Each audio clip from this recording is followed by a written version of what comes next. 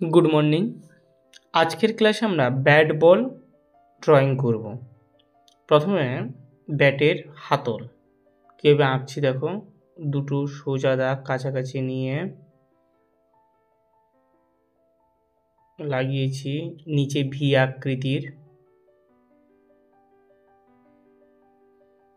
এবং ঠিক এর নিচে একটা সোজা দাগ, ব্যাট যতটা লম্বা করতে যাই ঠিক ততটাই সোজা দাগ। নিচের দিকে দুদিকে দুটো দাগ, যেখানে ভি করেছি ঠিক তারই সোজা হবে।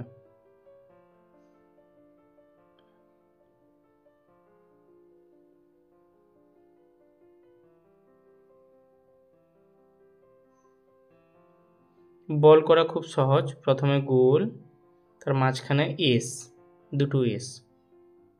আরেকবার ব্যাট বলটা দেখাচ্ছি দেখো। ব্যাট বল করতে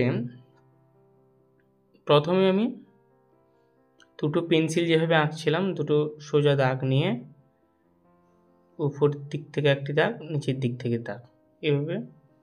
আর এখানে একটা বিন্দু নিয়ে এখানে একটা এইভাবে ত্রিভুজ, পেন্সিল যেভাবে করছিলাম এইভাবে করতে পারো। মাঝখান বরাবর একটি সোজা দাগ,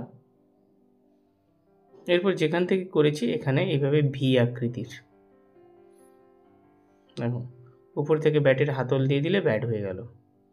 তারপর মাঝখানের এই দাগটা পরিষ্কার করে দিতে হবে।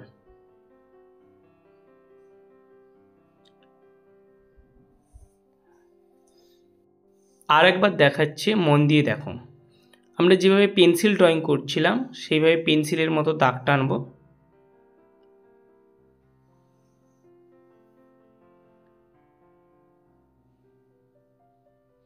মাঝখান বরাবর একটি সোজা দাগ, এখানে একটি বিন্দু নিয়ে যেভাবে পেন্সিল ড্রয়িং করেছি এখানে ভি, তারপর উপরের দিক দিয়ে দুটো সোজা দাগ দিয়ে ব্যাটের হাতল। অপ্রয়োজনীয় দাগগুলো পরিষ্কার করে নেব।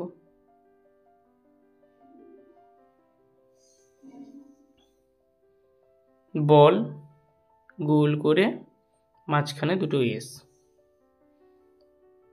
আমাদের এইভাবে সোজা দাগ টানা অভ্যাস করতে হবে।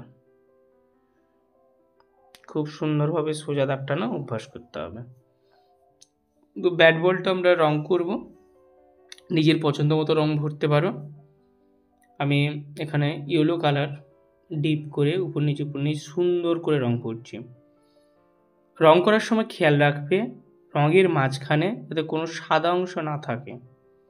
সুন্দর করে ডিপ ডিপ করে রং ভরবে, দাগের বাইরে যাতে রং না বেরোয়।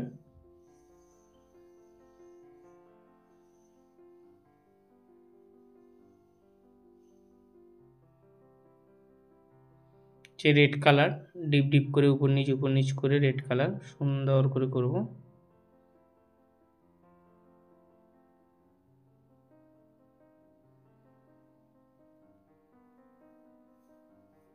বলেও রেড কালার,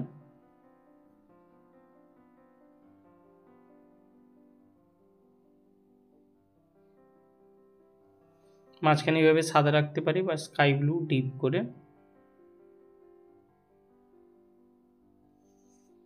তো প্রত্যেকে সুন্দর করে ব্যাট বলের ছবিটি আঁকবে। আজকের ক্লাস এই পর্যন্ত।